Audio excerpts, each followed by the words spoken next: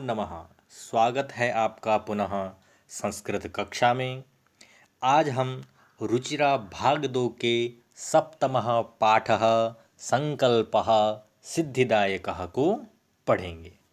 अब सबसे पहले कई बच्चों को यहाँ पर इस शब्द को पढ़ने में दिक्कत होती है। तो ये जो गांव है इसका अनुस्वार की तरह उच्चारण किया जाता है, अर्थात यदि हम हिंदी में लिखेंगे तो इसे ऐसा लिखा जाएगा संकल्पः। तो इसको इस प्रकार से उच्चारण करें, संकल्पः सिद्धिदायकः। संकल्पः अर्थात दृढ़ निश्चय, सिद्धिदायकः अर्थात सिद्धि देने वाला होता है, कार्य को सफल करने वाला होता है। तो हम जब भी किसी कार्य के लिए दृढ़ संकल्पित होते हैं, दृढ़ निश्चय कर लेते हैं, तो उसमें सफलता अवश्य मिलती है। तो इसी भाव को इस पाठ में दर्शाया गया है। इस पाठ में जगत जननी माता पार्वती के तपस्या का वर्णन है कि किस प्रकार उन्होंने अपने दृढ़ संकल्प के कारण, अपने दृढ़ निश्चय के कारण भगवान शिव को पति रूप में प्राप्त किया था। तो आइए पाठ को पढ़ते हैं। पार्वती शिवम पतिरूपेण अवांछत। पार्वती जी ने शिव को पति के रूप में चाहा, प्राप्त करना चाहा। एतदर्थम, इसके लिए, सा तपस्याम, उन्होंने तपस्याम कर्तुम इच्छत, करनी चाही। इसके लिए उन्होंने तपस्या करनी चाही। सा अर्थात उन्होंने यानी माता पार्वती ने स्वकीयम अपना मनोरथम, मनोरथ या मनोकामना या मन की इच्छा को मात्रे अर्थात माता जी को निवेदयत, निवेदन किया। तो उन्होंने अपने मनोरथ को माता से निवेदन किया कि हे माँ, मैं शिव को पति के रूप में प्राप्त करना चाहती हूँ। तो इसे सुनकर तत्श्रुत्वा, उसे सुनकर माता मेना, तो हम सभी जानते हैं कि पार्वती जी की माता का नाम मेना है। तो उसे सुनकर माता मेना चिंताकुला अभवत, चिंतित हो गई, परेशान हो गई कि मेरी पुत्री इतनी सुकोमल है और ये शिव जी को प्राप्त करने के लिए तपस्या करने चाह रही है। तो अब आगे यह पाठ संवाद के रूप में है। इसे हम नाटक द्वारा प्रदर्शित भी कर सकते हैं, क्योंकि इसमें पात्र हैं। एक पात्र पार्वती जी हैं, एक उनकी माता हैं मेना जी, एक शिव हैं। तो शिव जी इस पाठ में दो पात्रों में हैं। एक पात्र में वो ब्रह्मचारी के रूप में हैं और दूसरे पात्र में वो स्वयं शिव के रूप में हैं। और एक पार्वती जी की सखी विजया है। तो इतने ही पात्र इस पाठ में हैं। तो इसे हम अपनी कक्षा में नाटक द्वारा भी प्रदर्शित कर सकते हैं। तो आइए पाठ को पढ़ते हैं। मेना यानी पार्वती जी की माता कहती है, वत्से अर्थात पुत्री, मनीषिता देवता। मनीषिता का अर्थ होता है कि जिसे भी आप मन में चाहते हो। तो जिन भी देवताओं को आप चाहते हो, तो गृहे एव संति, सारे मनीषित देवता जिन्हें हम पूजा करना चाहते हैं, उनकी तपस्या करना चाहते हैं, वे सब तो घर में ही हैं। अर्थात हमारे घर में जो मंदिर है उसमें सभी देव देवता हैं, वहाँ जाकर हम पूजा कर सकते हैं। तपः कठिनम भवति, तपस्या जो है कठिन होती है। अर्थात मैना कह रही हैं कि बेटा, अगर तुम्हें शिव जी को प्राप्त ही करना है तो आप घर में बैठ के कीजिए। घर में मंदिर है, सारे देवी देवता हैं, तपस्या बहुत कठिन होती है। तव, तुम्हारा शरीरम, शरीर सुकोमलम वर्तते, सुकोमल है। गृहे एव वसा, घर में ही रहो। अर्थात मैना जी कहना चाह रही हैं कि तुम तपस्या के लिए कहीं बाहर मत जाओ, घर में ही रहकर पूजा करो।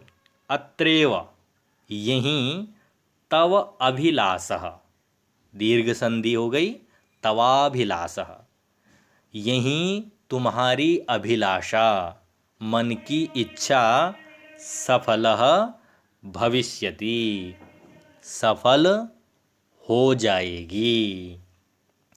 तो जब माता मैना ऐसा कहती हैं तो पार्वती जी कहती हैं, अम्ब, माता जी, तादृशः अभिलाषः, तादृशः यानी वैसा, अभिलाषः यानी अभिलाषा, वैसी अभिलाषा, वैसी मन की इच्छा तू तपसा एव, तपस्या से ही पूर्णः भविष्यति, पूर्ण होगी। अर्थात पार्वती जी कह रही हैं कि माँ, मेरी जो मनोकामना है वो कोई सामान्य मनोकामना नहीं है, ये तो तपस्या के द्वारा ही पूर्ण होगी। अन्यथा, वरना तादृशम पतिम, वैसे पति को कथम प्राप्स्यामि, कैसे प्राप्त करूंगी। मैं तो शिव को अपने पति के रूप में चाहती हूँ और उन्हें प्राप्त करने के लिए घर में रहकर पूजा करना पर्याप्त नहीं है, उसके लिए तो मुझे तपस्या ही करनी होगी। तो अहम तपः एव चरिष्यामि, मैं तपस्या ही करूंगी। इति, ऐसा मम संकल्पः, ये मेरा संकल्प है। अर्थात दृढ़ निश्चय है कि मैं तपस्या ही करूंगी, क्योंकि मेरी मनोकामना कोई सामान्य मनोकामना नहीं है। तो फिर मैना जी कहती हैं, पुत्री, त्वमेव, यानी त्वम एव, तुम ही में, मेरी जीवनाभिलाषः, जीवन अभिलाषः, संधि हो गई, जीवनाभिलाषः, तुम ही मेरी जीवन की अभिलाषा हो। अर्थात माता कह रही हैं कि बेटी, तुम ही तो मेरे जीने का सहारा हो, और तुम जो है तपस्या करने के लिए जाना चाहती हो, तो मैं किसके सहारे अपना जीवन बिताऊंगी। तो पार्वती कहती हैं, सत्यम, आप सही कह रही हैं, परम, लेकिन मम मनः, मेरा मन, लक्ष्यम प्राप्तुम, लक्ष्य प्राप्त करने के लिए आकुलितम वर्तते, आकुलित है, व्याकुल है, परेशान है। तो सिद्धिम प्राप्य, सिद्धि प्राप्त करके, अर्थात सफलता प्राप्त करके, पुनः फिर तवेव शरणम, तव एव, तुम्हारी ही शरणम आगमिष्यामि, शरण में आऊँगी। तो पार्वती जी कह रहे हैं कि माँ, आप चिंता मत करो, मेरी जैसे ही मनोकामना पूर्ण होगी, मुझे सफलता प्राप्त होगी, तो मैं फिर आपके ही शरण में आऊँगी। अद्येव विजयया साकम, अद्य एव, आज ही, विजयया साकम, विजया के साथ, जो उनकी सहेली है, गौरी शिखरम गच्छामि, गौरी शिखर पर जाती हूँ। गौरी शिखर पर्वत आपने सुना होगा। तो ततः पार्वती निष्क्रामति, उसके बाद पार्वती निकल जाती हैं। पार्वती मनसा वचसा कर्मणा। अब ये जो कोष्ठक में वाक्य दिए गए हैं, ये वहाँ पर जो कथा में या नाटक में पात्र हैं उनके द्वारा नहीं, बल्कि विदूषक के द्वारा या नरेटर के द्वारा कहे गए हैं कि उसके बाद पार्वती निकल जाती हैं। तो पार्वती मनसा वचसा कर्मणा, पार्वती जी मन से, वचन से और कर्म से तपः एव तपति स्म, तपस्या ही कर रही थी। अर्थात वो तपस्या में बैठ गई हैं और मन वचन कर्म से वो बस तपस्या में ही लगी हुई हैं। अब किस प्रकार की तपस्या करती हैं? कदाचिद, कभी, रात्रो, रात को, स्थंडिले, स्थंडिले अर्थात भूमि पर ही, और कदाचिद च, और कभी, शिलायाम स्वपिति स्म, स्वपिति अर्थात सोती थी। तो इस प्रकार की तपस्या करती थी कि हम सब जानते हैं कि पार्वती जो हैं एक राजकुमारी थी, और राजकुमारी होने के बाद जंगल में जाकर तपस्या करना और मन वचन कर्म से बिल्कुल तपस्या में ही लीन रहना, और रात को कभी भूमि पर ही सोना और कभी शिला पे, जो बड़े पत्थर होते हैं उन पर सोना। तो इस प्रकार की कठिन तपस्या माता पार्वती कर रही थी। तो एकदा विजया अवदत, उनकी तपस्या को देखकर एकदा यानी एक बार विजया अवदत, उसकी सहेली विजया बोली, सखी तपः प्रभावात, तप के प्रभाव से, हिंस्र पशवोपि, हिंस्र पशवः अपि, तो पूर्व रूप संधि हो गई है। तो हिंसक पशु भी, खतरनाक जंगली जो हिंसक जानवर होते हैं वो भी, तव तुम्हारे, सखायः जाताः, सखा हो गए हैं, मित्र हो गए हैं तुम्हारी तपस्या के प्रभाव से। पंचाग्नि व्रतमपि, पंचाग्नि व्रत भी, त्वम अतपः, तुमने कर लिया है। पुनरपि तव, फिर भी, तव अभिलाषः, तुम्हारी अभिलाषा, न पूर्णः अभवत्, पूर्ण नहीं हुई, फिर भी तुम्हारी अभिलाषा पूर्ण नहीं हुई। तो पार्वती जी कहती हैं, ऐ विजये, अरे विजया। अब यहाँ पर देखिए स्त्रीलिंग में जो आकारांत शब्द होते हैं उनके संबोधन में एक ही मात्रा हो जाती है, जैसे रमा रमे, गीता गीते। तो ऐसे विजया का विजये। अरे विजया, किम न जानासि, क्या नहीं जानती हो, मनस्वी कदापि धैर्यम न परित्यजति। मनस्वी जो होते हैं, जो बुद्धिमान व्यक्ति होते हैं, वो कभी धैर्य नहीं छोड़ते या धैर्य को नहीं त्यागते। अपिच, और मनोरथान, और फिर तो मनोरथानाम, मनोरथों की यानी मन के इच्छाओं की, मनोकामनाओं की, अगति ही नास्ति, कोई गति नहीं है। अर्थात पार्वती जी कह रही हैं कि जो बुद्धिमान व्यक्ति है उसे कभी धैर्य नहीं छोड़ना चाहिए। और फिर दूसरी बात यह है कि मनोरथों की, मन को कामनाओं की, मन की कामनाओं की कोई सीमा नहीं है। ऐसी मेरी जो मनोकामना है वो भी कोई सामान्य नहीं है, उसके लिए तो मुझे धैर्य रखना पड़ेगा। अब विजया कहती हैं आगे, त्वं वेदम अधीतवती, तुमने वेदों को पढ़ा। यज्ञम संपादितवती, यज्ञ भी कर लिए। तपः कारणात्, तपस्या के कारण से। जगति तव प्रसिद्धि, जगति अर्थात संसार में तुम्हारी प्रसिद्धि हो गई है। अपर्णा इति नामना, अपर्णा इस नाम से भी तुम प्रथिता, प्रसिद्ध हो गई हो। यहाँ पर थोड़ा मैं आपको एक संक्षेप में कथा बताना चाहूँगा कि जब माता पार्वती जी तपस्या कर रही थी तो धीरे धीरे उन्होंने अपने आहार को, भोजन को कम किया। पहले वो केवल कंदमूल फल खाती थी, फिर धीरे धीरे फल खाने छोड़ दिए तो केवल जो वनस्पतियां हैं उनके पत्ते खाती थी, और धीरे धीरे पत्ते खाना भी उन्होंने बंद कर दिया। केवल वायु या जल के सहारे वो अपनी तपस्या कर रही थी।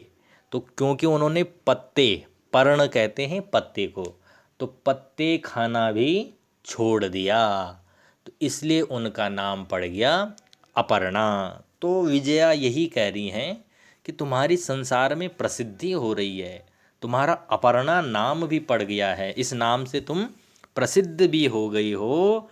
पुनरपि, फिर भी, तपसः, तपस्या का, फलम नैव दृश्यते, तपस्या का फल नहीं दिखाई दे रहा है। अर्थात जो मैना हैं वो उन्हें बार बार कह रही हैं कि ये सब हो गया लेकिन तुम्हारी तपस्या का कोई परिणाम नहीं आ रहा।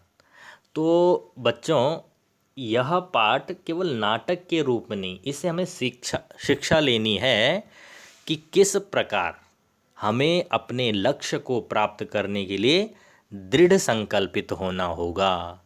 और जब हम अपने लक्ष्य के लिए काम कर रहे होंगे तो हमें लोग कई प्रकार से परेशान करेंगे, यानी विघ्न बाधाएं करेंगे।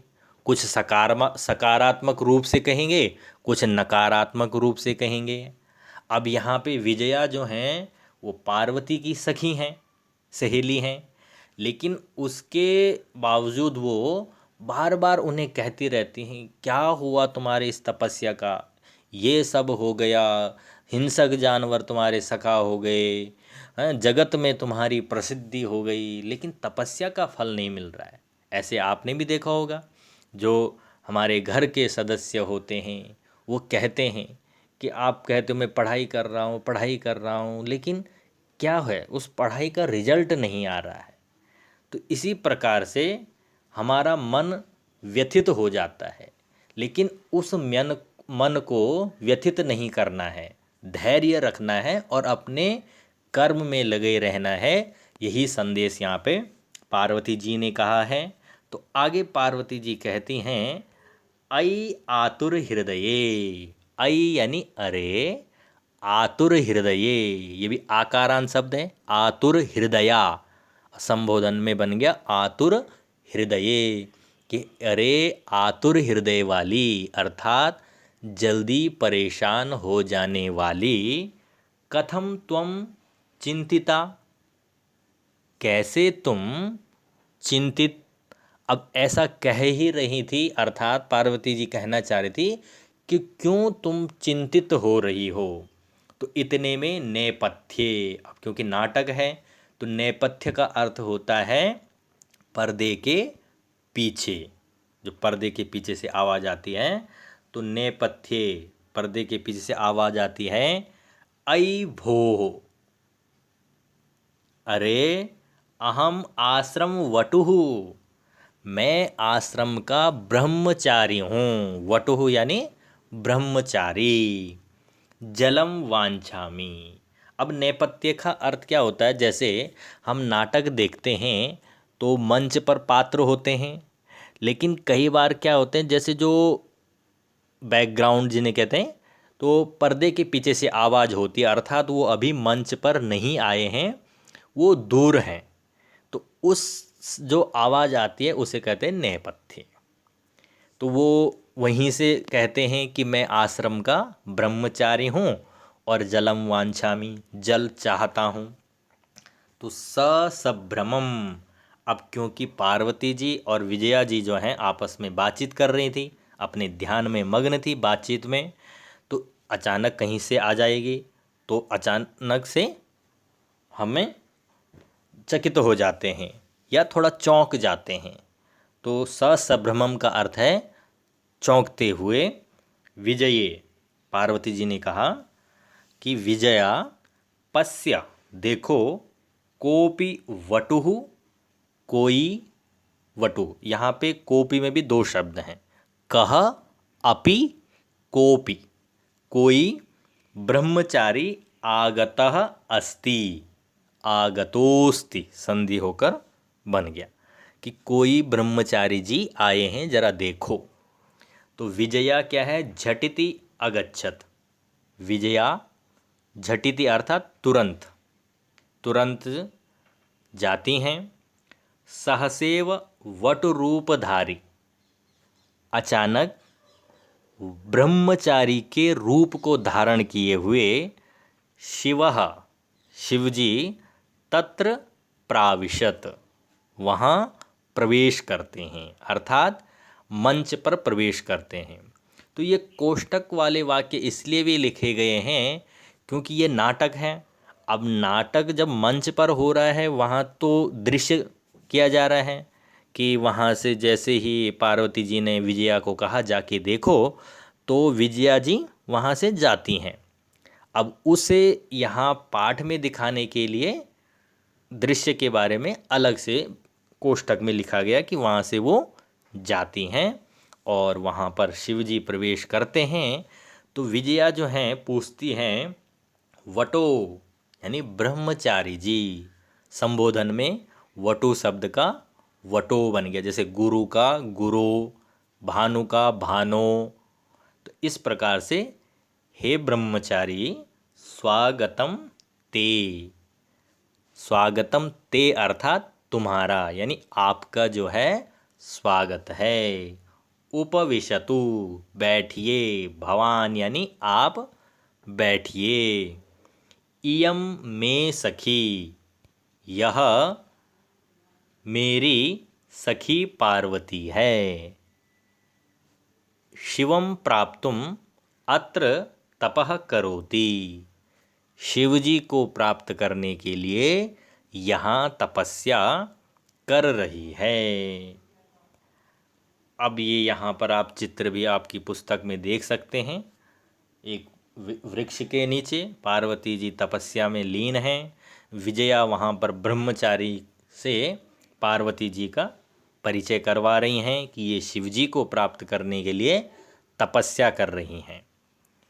चलिए अब आगे ब्रह्मचारी जी कहते हैं, हे तपस्विनी, हे तपस्विनी, तपस्विनी बड़ी ई वाले शब्द है, ई कारांत, तो संबोधन में उसका लघु हो जाता है, तपस्विनी।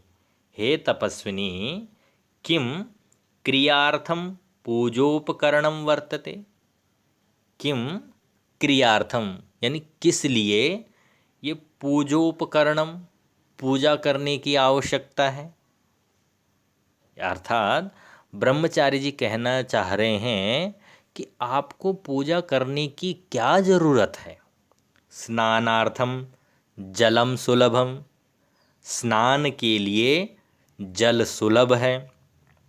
भोजनार्थम फलम वर्तते, भोजन के लिए फल हैं। त्वं तो जानासि एव, तुम तो जानती ही हो। शरीर माध्यम खलु धर्म साधनम, शरीरम आद्यम, आद्यम यानी पहला, खलु यानी निश्चित रूप से, धर्म साधनम यानी धर्म को प्राप्त करने का साधन, यानी शरीर हमारा धर्म को प्राप्त करने के लिए सबसे पहला साधन है। अर्थात जब तक हमारा शरीर स्वस्थ नहीं रहेगा या शरीर नहीं रहेगा तब तक हम कैसे धर्म प्राप्त कर सकेंगे। तो ब्रह्मचारी जी पार्वती जी की परीक्षा लेने के लिए आए हैं। शिव जी का शिव जी जो हैं ब्रह्मचारी बनकर आए हैं। तो कहते हैं कि हे तपस्विनी, आपको तपस्या करने की क्या ज़रूरत है? स्नान के लिए जल है, संसार में सब चीज़ें तो हैं। स्नान के लिए जल है, खाने के लिए फल है, और दूसरी बात यह है कि तुम तो जानते हो कि हमारा शरीर ही सबसे अधिक महत्वपूर्ण है। जब ये शरीर रहेगा तब सब चीज़ें रहेंगी, और शरीर ही नहीं रहेगा तो फिर धर्म भी कहाँ से करोगे? तो पार्वती तूष्णीम तिष्ठति, पार्वती जो हैं वो मौन रहती हैं, अर्थात कुछ भी उत्तर नहीं देती हैं। तो वटु कहते हैं, हे तपस्विनी, किमर्थम तपह तपसी। अब वो और उनको चिढ़ा रहे हैं कि हे तपस्विनी, किमर्थम, क्यों, तपह तपसी, तपस्या कर रही हो, शिवाय, शिव के लिए, क्वेश्चन मार्क है, शिव के लिए। पार्वती पुनः, फिर, तूष्णीम तिष्ठति, फिर भी वो मौन रहती हैं, कुछ नहीं बोलती हैं। तो विजया कहती हैं, अब क्योंकि आपने देखा विजया जो है बहुत जल्दी परेशान हो जाती हैं, तो उनसे रहा नहीं जाता, तो वो आकुली भूय, यानी परेशान होकर, आम, हाँ, तस्मै, उन्हीं के लिए, ही, तपह तपति, उन्हीं के लिए ही तपस्या कर रही हैं, अर्थात शिव जी के लिए ही तपस्या कर रही हैं। तो वटु रूपधारी शिव, ब्रह्मचारी का रूप धारण किए हुए शिव, सहसा एव, सहसैव, अचानक ही, उच्चई, जोर से, उपहसति, अर्थात हंसते हैं, उपहास उड़ाते, मजाक उड़ाते हैं।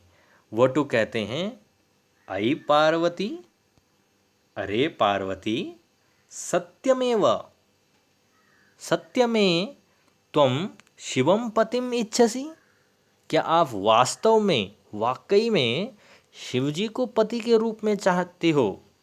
उपहसन, मजाक करते हुए।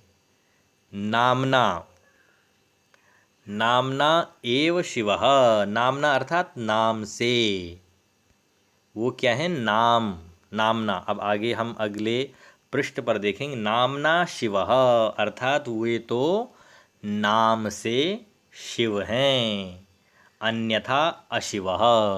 शिव शब्द का अर्थ होता है कल्याण, कल्याणकारक। तो वो कहने हैं कि वो तो नाम से शिव हैं, वरना तो वो अमंगल ही हैं, अकल्याणकारक हैं। अब उनके बारे में बता रहे हैं और चिढ़ा रहे हैं माता पार्वती जी को। शमशाने वसति, शमशान में रहते हैं। शमशान आप जानते होंगे, जहाँ शव को, यानी डेड बॉडी को जलाया जाता है, अंतिम संस्कार किया जाता है, तो उसे शमशान घाट कहते हैं। तो कहते हुए वहाँ रहते हैं। और यस्य त्रीणि नेत्राणि, जिनके 3 नेत्र हैं। संसार में तो हमने सबके 2 ही आँखें देखी हैं, और उनके तो 3 आँखें हैं। वसनम व्याघ्र चर्म, और वसन यानी कपड़े क्या हैं, बाघ की खाल, शेर की खाल पहनते हैं।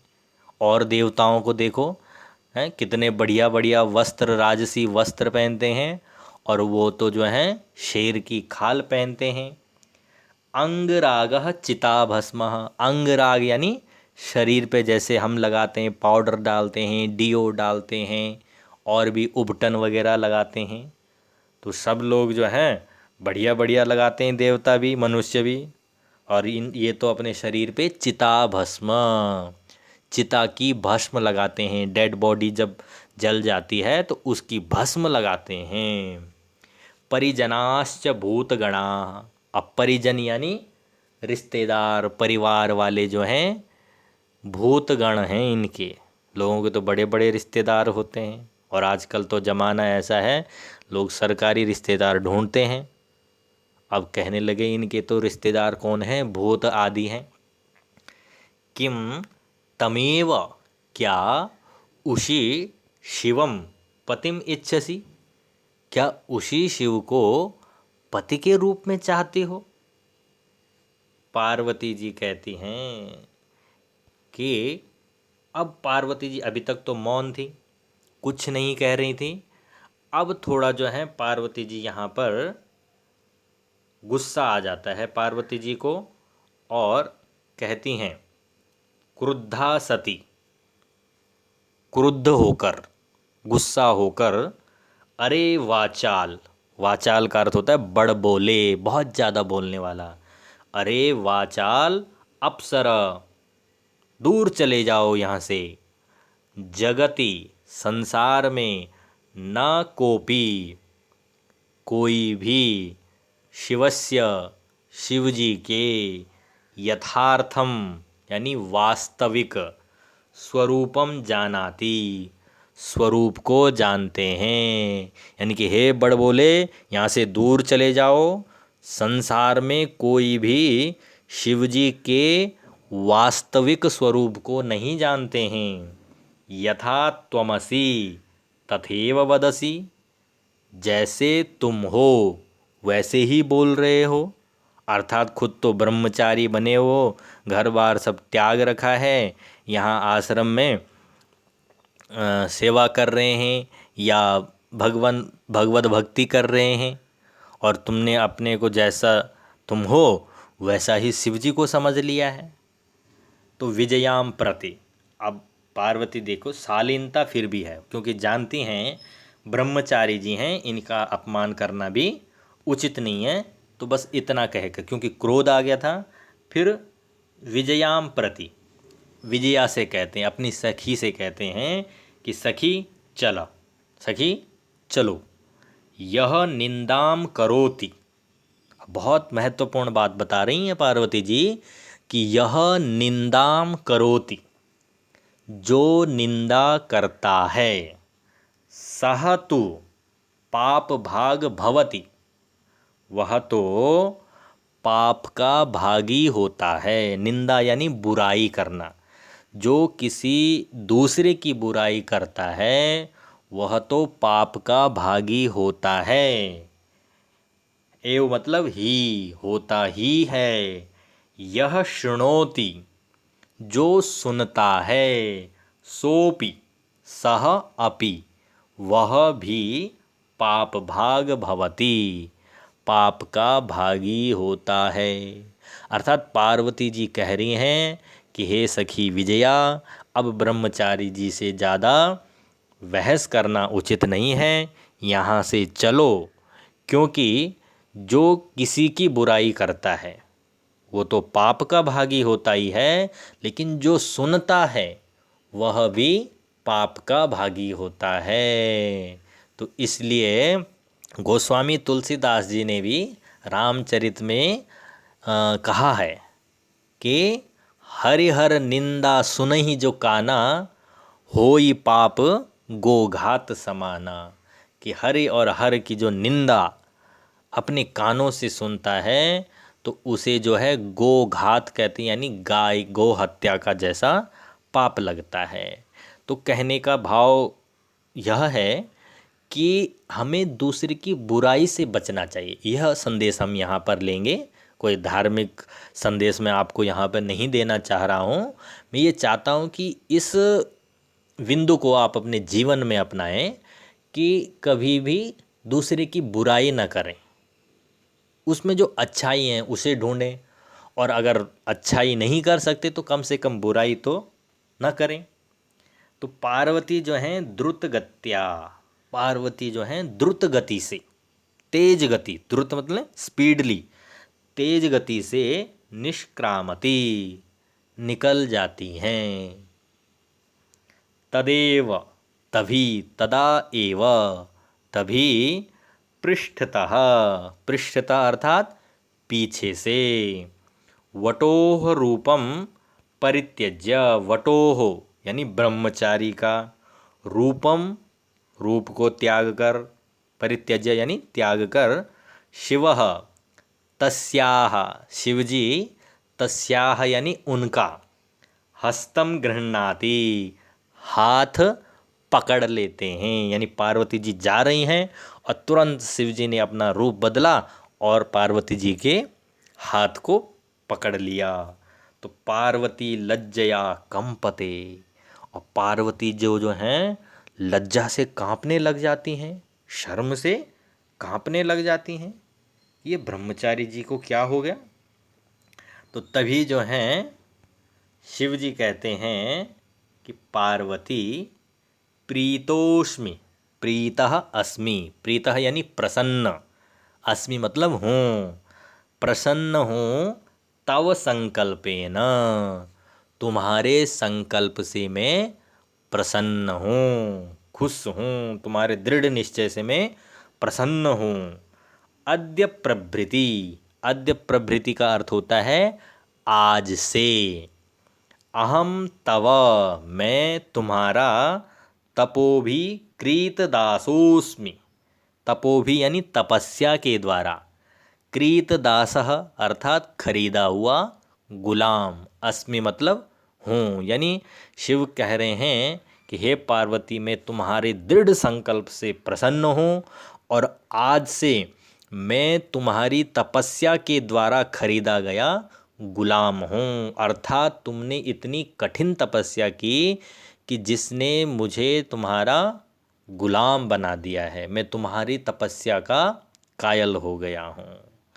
तो विनतानना पार्वती विहसती, विनतानना का विनत यानी झुके हुए, आनना यानी मुंह को, तो पार्वती मुंह को झुकाए हुए विहसती यानी हंसती हैं। यहाँ पर आप देखेंगे कि शिव जी को, पार्वती जी को और विजया को दिखाया गया है।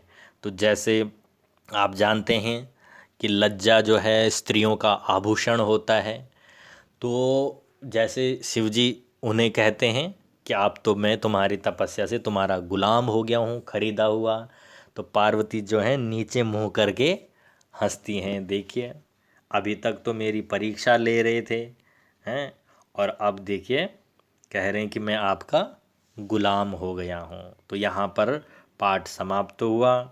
तो उम्मीद है आपको पाठ अवश्य समझ में आएगा।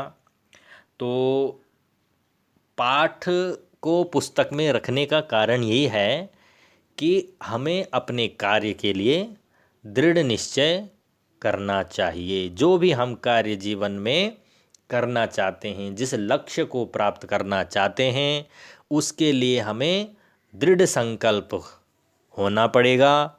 और जब हम उस कार्य को कर रहे होंगे तो वहाँ पर बहुत सारी समस्याएं आएंगी, विपदाएं आएंगी।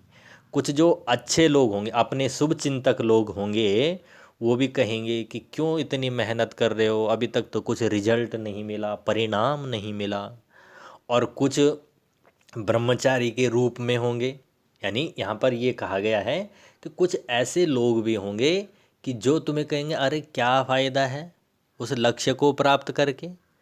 जैसे ब्रह्मचारी जी कहते हैं पार्वती जी को कि आप शिव को प्राप्त करना चाह रही हैं, तो उनमें शिव जी जैसा क्या है, सारे काम तो उनके अशिव हैं, अमंगल हैं।